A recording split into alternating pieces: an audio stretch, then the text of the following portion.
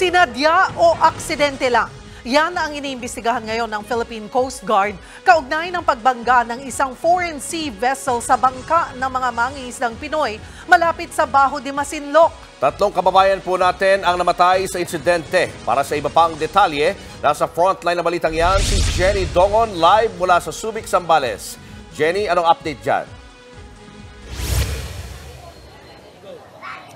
Julius Cheryl, sa kwento mismo ng sakay ng tumaob na bangka. Ayon sa kanya, masama ang panahon, umalakas yung buhos ng ulan nang mabangga sila ng foreign vessel na ayon sa PCG ay isang crude oil tanker na nakarehistro sa Marshall Islands. Hindi rin matukoy ng survivor kung nakita ba sila o hindi ng vessel. Sa ngayon, nakaburol na dito sa Subic ang 13 mangingisdang nasawi.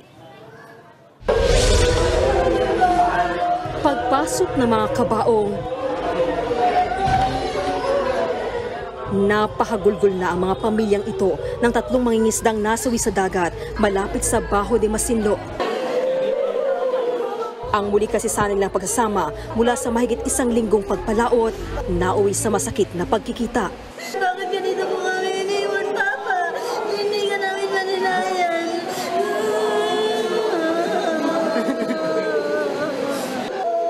Ang pamilya ng 63 taong gulang na si Tatay Benedicto napayakap na lang sa kabaong ng kanilang ama. Dinala ang kanilang labi sa Subic, Zambales. Sabi ng asawa ni Benedicto na si Nanay Mercedes, ito na sana ang huling pagpalaot ng asawa dahil na rin sa katandaan.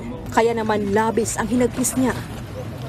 Kaya itong laot nilang to, inaasahan namin na pag-uwi, siyempre may paggagastos. Ganyan naman po umano sa amin. Yun anong balita, namatay naman. Siya lang po inaasahan namin na maghanap buhay dito. Kaya kahit na may edad na po, naghahanap buhay pa.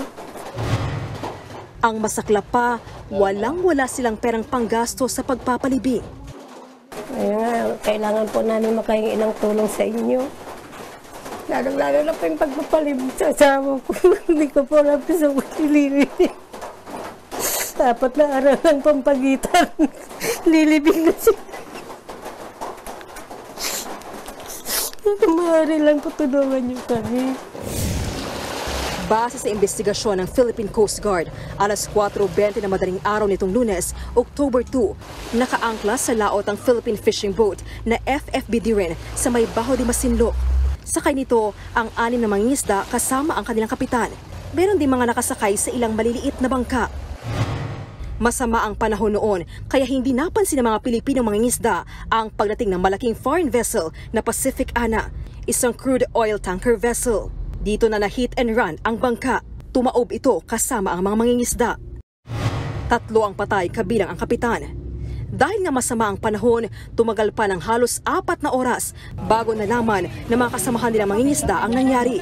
Sugatan ang ilang survivor. Kwento ng survivor na si Mang Johnny, nasa labas siya ng bangka at nag-iisang gising na makita ang barko. Isakto naman yung tayo ko, ma'am, nandiyan na po talaga yung barko. Hindi po namin napansin, kaya wala na. Nabangga po agad kami. Medyo tumaob diretso, ma'am, yung bangka malaki, yung bangka namin sa nasakyan. Yung barko, sir, gaano kalaki? Malaki po, ma'am, dahil halos nakatingala po ako, ma'am. Talagang pagsakan po, mataas pa po sa pwesto ng ma'am, kurente. Nakita niyo ba kayo, sir? Ewan ko lang po, ma'am. Siyempre, may ilaw naman po kami. Pero baka hindi rin siguro, ma'am, masabing nakita niya kami, hindi, dahil malakas nga po yung ulan. Hindi ko rin po sigurado kung anong nakita kami ng kapitan. So hindi sila huminto, sir? Hindi po. Base sa nakuwang impormasyon ng Philippine Coast Guard sa marine traffic, ang Pacific Ana ay nakarehistro sa Marshall Islands. Nanggaling ito sa Incheon, South Korea at papunta sa Singapore. Ayon kay PCG spokesperson Rear Admiral Armand Balilo, posibleng hindi nakita ng oil tanker vessel ang FFB Diren dahil madilim at masama ang panahon. Pero iniimbestigahan pa rin ang posibilidad na sinadya ang pagbangga. Kailangan pa natin itong i-corroborate at kailangan pa natin makausap yung crew at ma-check natin kung sila talaga. Mahirap magturo sa kasalukuyan, hindi po dapat tayo magturo muna. Makikipag-ugnayan ng PCG sa South Korea at Singapore na siyang pinagmulan at susunod na daungan ng vessel para mapuntahan ng Port State Control Officers. Nagpaabot naman ng pakikiramay si Pangulong Bongbong Marcos sa pamilya ng mga nasawing mangingisda. Titiyakin daw ng pamahalaan na mapapanagot ang barkong nasa likod ng maritime incident na ito. Julius Cheryl, sabi pa ni Pangulong Marcos, magpapaabot din sila ng suporta at tulong pinansyal sa pamilya ng mga nasawing mangingisda. Pero may pakiusap din yung 11 mangingisdang survivor sa pamahalaan na maging sila ay tulungan dahil nawalan din sila ng hanap buhay at maging sila ay natroma sa matinding trahedyang ito. Julius Cheryl. Maraming salamat, Jenny Dongon. Mga kapatid, Cheryl Cosim po. Iba na ang may alam at may pakialam sa panahon ngayon.